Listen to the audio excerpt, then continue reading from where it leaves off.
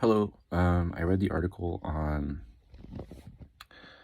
Poptism, um, and this article was kind of difficult to read a little bit because I wasn't familiar with a lot of the names, so it was hard to compare.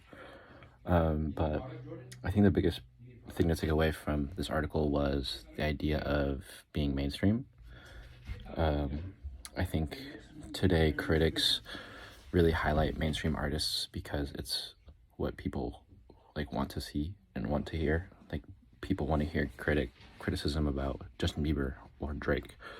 Not a lot of people listen to rock music anymore, and I think it's just like a generational thing.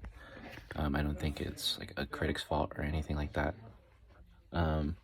It also mentions like movie critics and how they would give like lesser known producers like the chance when they don't really shine the light on like box office money makers. Like it used the example of Thor, and Thor, I saw it myself. It was a really good movie, and I would critique it pretty well. But I think the biggest takeaway from that point was that some critics would like to shine more light on people who are unrecognized rather than the people who are already getting like a lot of spotlight.